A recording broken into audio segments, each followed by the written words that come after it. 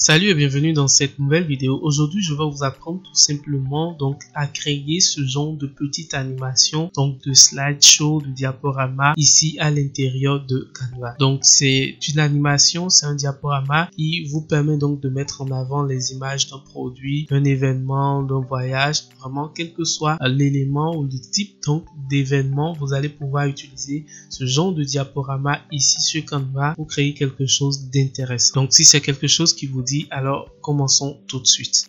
Alors la toute première des choses qu'il faut constater ici, c'est déjà le dimensionnement donc de notre format vidéo ici. Donc on est sur un truc donc de dimension carrée tout simplement, donc 1080 par 1080 tout simplement. Donc je vais aller déjà à l'accueil de Canva ici et venir donc dans la catégorie des vidéos ici. Ensuite donc dans la catégorie des vidéos, je vais essayer tout simplement de retrouver donc l'option de vidéo pour Facebook, parce que c'est bien sûr cette option qui porte donc le dimensionnement 1080 par 1080 qu'on a eu tout à l'heure. Donc je clique sur ça et ça va donc me rediriger maintenant dans l'interface de création de vidéo avec donc la dimension que j'ai choisie. Ensuite l'étape suivante, c'est déjà de commencer par réussir donc à faire le balisage ici, donc mettre l'arrière-plan tout simplement, faire ressortir ces quelques éléments et pouvoir donc commencer par disposer les éléments d'image comme cela se doit. Donc je reviens ici sur ma page de design et je vais aller ici donc au niveau des éléments et commencer déjà par rechercher donc un arrière-plan pour ma vidéo. Alors pour l'arrière-plan, vous êtes libre donc de choisir ce que vous voulez. Moi je vais rechercher white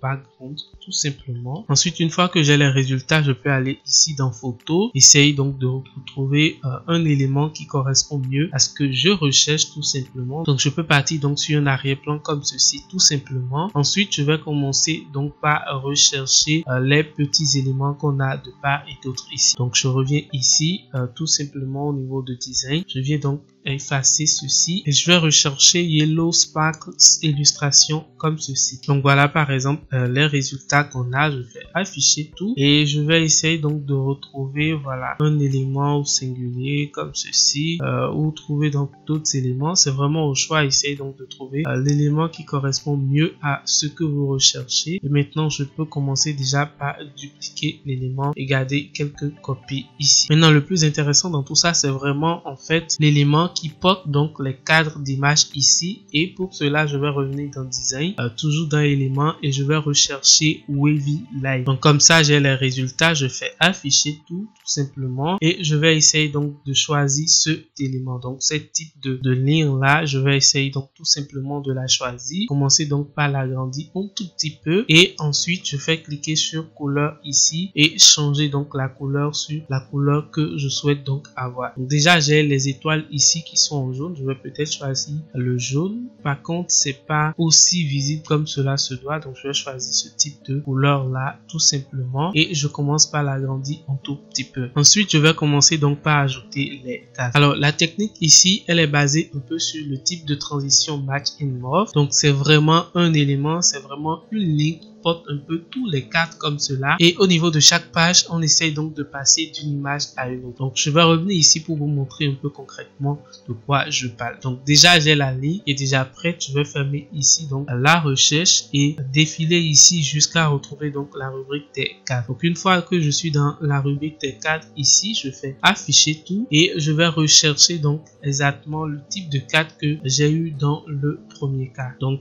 je crois que ce type de cadre c'est vraiment en fait ce cadre-ci tout simplement. Maintenant je vais commencer donc par le redimensionner totalement et commencer donc par le disposer un à un ici, donc sur les côtés en fait de ma ligne un peu courbée ici. Donc je dispose l'élément, donc le premier élément là, ici je dispose le second élément, ensuite je vais mettre celui-ci ici et ainsi de suite jusqu'à disposer donc des cadres comme ça un peu sur toute la ligne. Donc en fonction du nombre de cadres que vous voulez donc avoir, vous pouvez donc dupliquer déjà cette ligne et essayer donc de le grouper avec les éléments-ci pour pouvoir avoir donc assez de nombre de cadres ici à disposer donc en fonction des images que vous voulez donc mettre en avant. Donc une fois que tout est bon comme cela, je vais sélectionner tout simplement les ensembles de cadres que j'ai disposés un peu sur ma ligne là et sélectionner vraiment la ligne et tous ces cadres ensemble et pouvoir donc les grouper. Donc je fais grouper comme ceci et voilà, donc j'ai groupé tous ces éléments là. Maintenant, avant donc de passer donc aux différentes pages qui vont suivre, tout simplement je vais déjà commencer par ajouter mes images ici. Donc vous allez essayer tout simplement donc d'importer les images que vous souhaitez donc mettre en avant. Si c'est des images de produits, vous importez vos images ici. Donc vous venez dans importer, vous faites importer des images et vous pouvez donc importer facilement vos images. Moi j'ai quelques images donc de cheveux voilà, fait pour donc un client récemment. Ils sont là et je vais essayer donc de mettre ces images une à une tout simplement comme ceci dans mes cadres. Donc vous voyez, vous essayez donc de disposer tout simplement vos images dans les cadres exactement comme je suis en train de faire ici. Et une fois que nous aurons réussi donc à disposer toutes les images dans les cadres, un peu comme j'ai les éléments ici, donc je zoome pour que vous puissiez bien voir. Nous avons la ligne qui est donc en fond, nous avons les cadres qu'on a disposés de part et d'autre donc sur l'élément comme cela, et ensuite donc dans les cadres on a essayé tout simplement donc d'ajouter des images. Donc maintenant on a un truc qui ressemble un peu à un arbre généalogique tout simplement, et maintenant on peut passer à l'étape suivante. Mais déjà avant de passer à l'étape suivante, je voudrais que vous vous rendiez compte également que les cadres ici ont voilà donc des couleurs de bordure qu'on va essayer donc de changer en cette couleur, et on fait modifier tout pour que vraiment la couleur puisse passer donc aux alentours de tous les cadres. Donc là c'est déjà bon pour moi, je peux maintenant dézoomer pour que vous puissiez bien voir ce qu'on a ici. Donc là tout de suite on a tout simplement donc une seule page avec un arrière-plan avec notre arbre généalogique, la ligne avec les cadres qui sont bien disposés et ces quelques étoiles. Maintenant on va commencer donc par agrandir l'élément ci tout simplement. Donc puisque c'est déjà groupé, ne vous inquiétez pas, tous les éléments qui sont en dehors donc du design vont pouvoir sortir une fois qu'on va passer donc à l'étape suivante. Donc je fais comme ça, toujours pour zoomer, jusqu'à donc avoir une taille vraiment normale pour cette première image, donc sur cette première page là. Donc je l'agrandis encore et encore et encore. Vous pouvez dézoomer pour mieux voir ceci et vous l'agrandissez comme ceci tout simplement. Donc je crois que là c'est bon, j'ai vraiment la taille qu'il me faut donc pour cette toute première image là. Je peux même réduire un tout petit peu plus pour que ce soit vraiment plus esthétique. Donc comme ça c'est bon tout simplement. Et maintenant je vais cliquer sur position ici et commencer donc par sélectionner donc les étoiles et les disposer un peu aux alentours donc de mon image là. Alors les étoiles c'est juste pour faire vraiment un effet de garniture un peu sur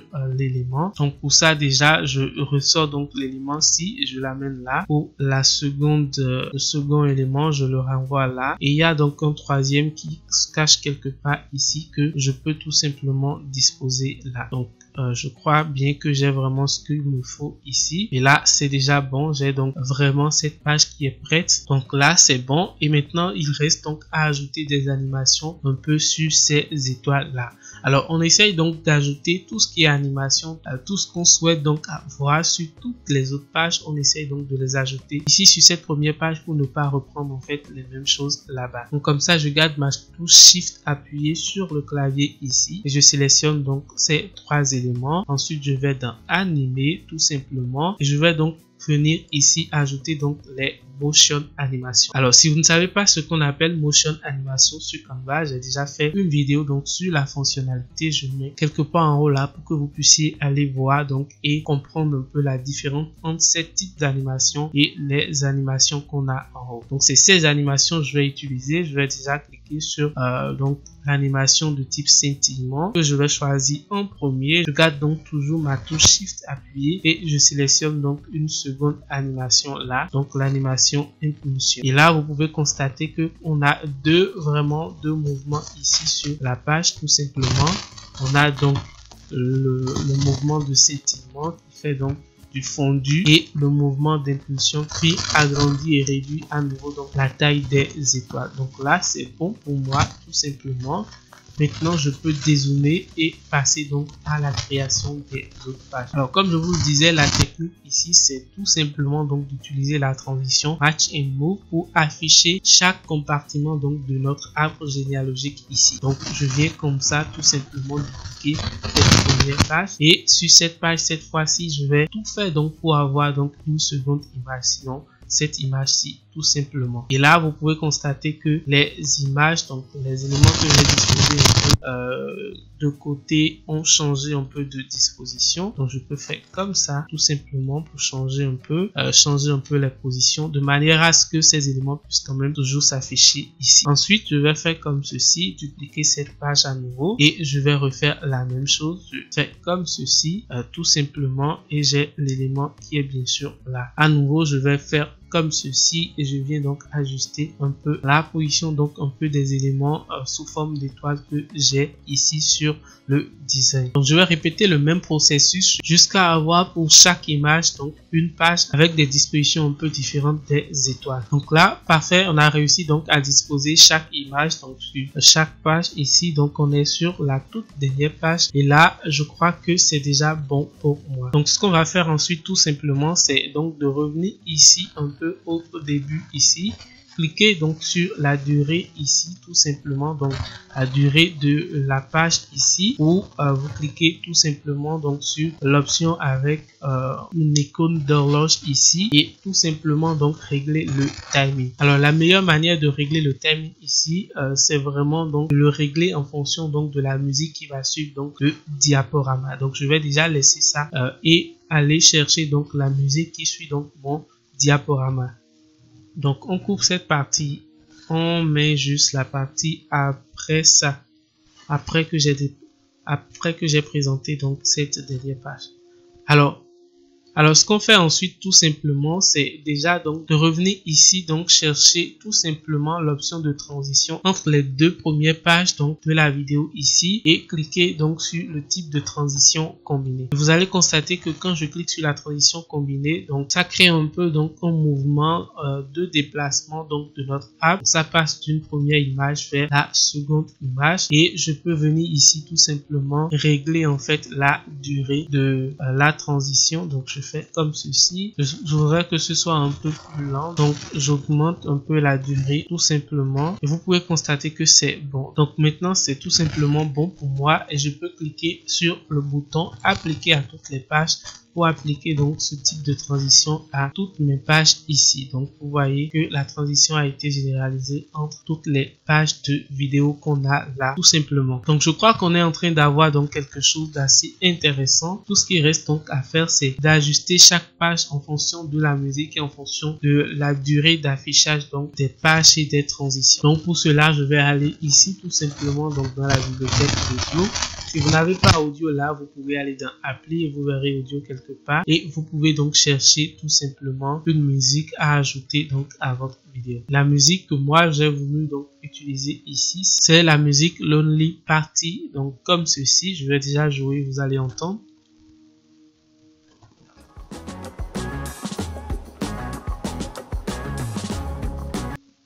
Donc c'est bon, je vais ramener donc mon curseur au tout début là et cliquer donc sur la musique. Et là vous pouvez constater qu'il y a en fait des marqueurs de rythme ici sur la musique. Je peux tout simplement cliquer sur synchronisation ici, faire synchroniser maintenant et laisser donc l'élément s'ajuster automatiquement. Mais vous pouvez constater que quand bien même je l'ai fait, il a donc donné vraiment beaucoup de secondes à chaque page. Donc des trucs de 5 secondes par page, c'est vraiment pas ce que je recherche. Donc déjà je vais essayer tout simplement de sélectionner une partie voilà que je souhaite donc avoir un peu dans la musique et je viens donc renvoyer cet élément ici. Donc là c'est bon. Maintenant je peux essayer tout simplement d'ajuster la durée de cette toute première page comme ceci et faire comme ça et fait appliquer à toutes les pages comme cela. Donc vous voyez la durée de toutes les pages a été réduite tout simplement à 2,5 et si vous observez bien vous voyez chaque niveau donc de 2,5 ici correspond un peu à un début d'ambiance, à un début de rythme un peu sur l'audio. Donc là c'est ok pour moi et je peux revenir ici au début et jouer pour voir.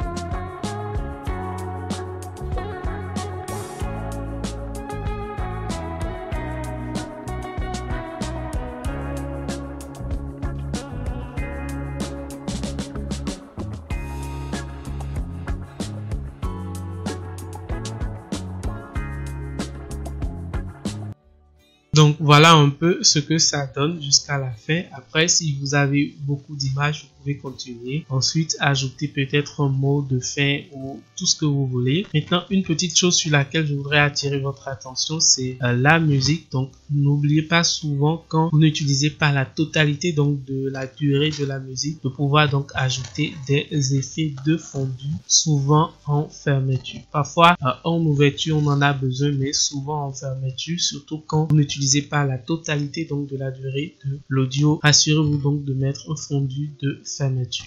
Et là, ce sera OK. Donc voilà la petite astuce, la petite démonstration donc de création de vidéos diaporama sur Canva que j'ai eu donc envie de partager avec vous. Ce type de diaporama a été possible uniquement grâce donc à la transition donc Mac and Groove ici qui est une belle transition et qui fait donc pas mal de prouesses déjà sur la plateforme. D'ailleurs, j'en ai fait une vidéo sur ça où on utilise donc ce type de transition pour créer des présentations incroyables sur Canva. Donc allez checker et voyez un peu donc qu'est-ce que vous pouvez réaliser donc avec ce type de transition sur Canva. Surtout si vous avez aimé cette vidéo, n'hésitez donc pas à me laisser un gros pouce bleu, à vous abonner à la chaîne et moi je vous dis à très bientôt. Prenez soin de vous, c'était Richemont. Salut.